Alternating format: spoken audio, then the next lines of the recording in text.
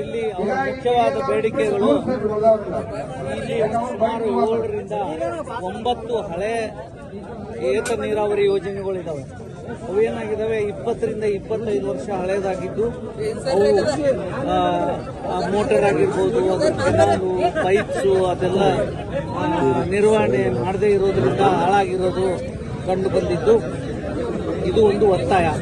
ಇನ್ನೊಂದು 2 ಅವ್ರದ್ದು ಮಲ್ಲಿಕಾರ್ಜುನ ಏತ ನೀರಾವರಿ ಮತ್ತು ಈ ಶಿಪೂರ್ ಹಡಲ್ಗಾರ ಏತ ನೀರಾವರಿ 2 ಯೋಜನೆಗಳನ್ನು ಅನುಷ್ಠಾನ ಮಾಡಬೇಕು ಅಂತ ಅವರ ಮುಖ್ಯವಾದ ಬೇಡಿಕೆಗಳಾಗಿದ್ದು, ಇದರಲ್ಲಿ ಇದು ಮಲ್ಲಿಕಾರ್ಜುನ ಏತ ನೀರಾವರಿ ಯೋಜನೆ 780 ಕೋಟಿಗಳಿಗೆ ನಾವು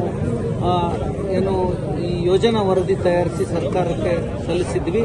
ಆದರೆ ಅದರಲ್ಲಿ ಆ ನದಿಯನ್ನು ನಾವು ಸುಲ್ತಾನ್ಪುರ ಹತ್ರ ಹಿರಣ್ಯಕೇಶಿ ನದಿಯಿಂದ ನೀರನ್ನು ಎತ್ತಬೇಕು ಅಂತ ಯೋಜನಾ ವರದಿ ತಯಾರಿಸಿದ್ವಿ. ಆ ನದಿನಲ್ಲಿ 0.61 TMC ಅವಶ್ಯಕ ನೀರು ಲಭ್ಯವಿಲ್ಲ ಅಂತ ಅದನ್ನು ಮರುಪರಿಶೀಲನೆಗೆ ಸಲ್ಲಿಸಿರೋದ್ರಿಂದ ಅದನ್ನು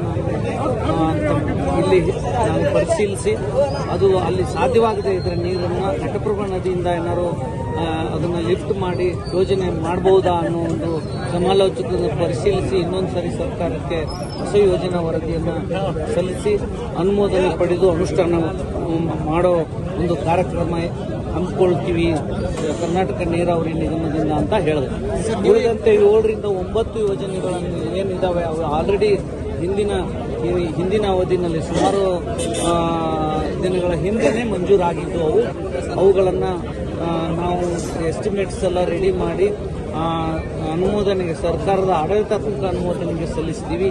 ಅವೆಲ್ಲ 1 ತಿಂಗಳ ಒಳಗಾಗಿ ಆಡಳಿತಾತ್ಮಕ ಅನುಮೋದನೆ ಪಡೆದು ಅವುಗಳನ್ನು ಟೆಂಡರ್ ಕರೆದು ಆ ಎಲ್ಲ ಏನು 7 ಹಳೆಯ ಏತ ನೀರಾವರಿ ಯೋಜನೆಗಳಿದ್ದಾವೆ ಅವುಗಳನ್ನು ಅನುಷ್ಠಾನಗೊಳಿಸ್ತೀವಿ ಅಂತ ಹೇಳಿದ್ವಿ. ಸರ್, ಸುಮಾರು 90 ದಶಕದಿಂದ ಇವೆಲ್ಲ ಯೋಜನೆಗಳು ಇದ್ರೂ ಕೂಡ ಅವು ಸರಿಯಾಗಿ ಅನುಷ್ಠಾನ ಆಗಿಲ್ಲ, ಸರಿಯಾಗಿ ನೀರು ಬಂದಿಲ್ಲ.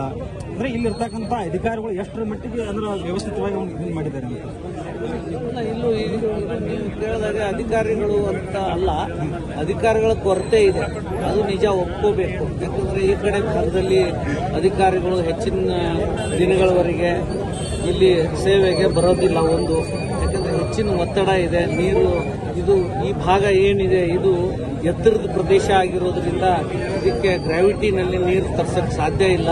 ಇದಕ್ಕೆ ಏನು ಮಾಡಿದ್ರು ಸಹಿತ ನಾವು ಲಿಫ್ಟ್ ಮಾಡಿ ಅದಕ್ಕೆ ವಿದ್ಯುತ್ ವೆಚ್ಚ ಇದೆ. ಸೊ ಆ ಥರ ನೀರಾವರಿ ವ್ಯವಸ್ಥೆಗಳನ್ನೇ ಕಲ್ಪಿಸಬೇಕು ವಿನಃ ಈ ಗ್ರಾವಿಟಿ ಮೇಲೆ ನೀರಾವರಿ ಮಾಡೋಕ್ಕೆ ಸಾಧ್ಯ ಇಲ್ಲ. ಸೊ ಈಗ ನಮ್ಮಿಂದ ಕರ್ನಾಟಕ ನೀರಾವರಿ ನಿಗಮದ ಎಲ್ಲ ಪ್ರಯತ್ನಗಳು ಇರೋ ಏತ ನೀರಾವರಿಗಳನ್ನು ಸರಿ ಮಾಡೋದು ಮತ್ತು ಹೊಸದಾಗಿ ಏತ ನೀರಾವರಿಗಳನ್ನು ಮಾಡೋ ಒಂದು ಯೋಚನೆ ಇದೆ. ಸುಮಾರು 60ಕ್ಕೂ ಅಧಿಕಾರಿಗಳಿಗೆ ಸರ್ ಕುಡಿಯುವ ನೀರಿನ ವ್ಯವಸ್ಥೆ ಅಲ್ಲ ಸರ್ ಇಲ್ಲಿ ಜನ ಕುಡಿಯುವ ನೀರಿನ ವ್ಯವಸ್ಥೆಗೆ ಏನಾದ್ರು ಕುಡಿಯುವ ನೀರಿನ ಇಲಾಖೆಯವರು ನಮಗೆ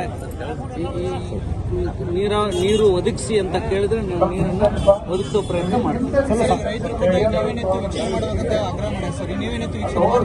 ಹೌದು, ನಾನು ಈಗ ಅವರೇನು ಮಹಾಗುರುಗಳು ಹಾಗೂ ಏನು ರೈತ ಮುಖಂಡರು ತಿಳಿಸಿದ್ದಾರೆ ಆ ಥರ ನಾನು ಇದೇ ಭಾಗದವನಾಗಿರೋದ್ರಿಂದ ನನಗೆ ಇದೆಲ್ಲ ಜಿಯೋಲಾಜಿಕಲ್ ಏರಿಯಾ ಗೊತ್ತಿದೆ. ಸೊ ನಾಳೆ ನಾನು ಇದ್ದು ಅದೇನು ಮಲ್ಲಿಕಾರ್ಜುನ ಏತ ನೀರಾವರಿ ಆಲ್ಟರ್ನೇಟಿವ್ ವ್ಯವಸ್ಥೆ ಬಗ್ಗೆ ಪರಿಶೀಲಿಸಿ. ಸರ್, ಜೊತೆಗೆ ಏನಂತಂದ್ರೆ ಈಗ MI ಡಿಪಾರ್ಟ್ಮೆಂಟ್ ಅಂದ್ರೆ ಸಾಕಷ್ಟು ಕೆರೆಗಳಿಗೆ ನೀರು ಬಿಡುಗಡೆ ಇರ್ತೈತಿ. MI ಡಿಪಾರ್ಟ್ಮೆಂಟ್ ನಮಗೆ ಸಂಬಂಧಿಸಿದ್ದಲ್ಲ. ಸರಿ, ಕುಡಿಯ ನೀರಾವರಿ ಮಾಡಬೇಕಂತ ಆಗ್ರಹ ಮಾಡಿದ್ರು. ಕುಡಿಯ ನೀರಿನ ಇಲಾಖೆ ಏನು ಸಂಪರ್ಕಿಸಬಹುದು.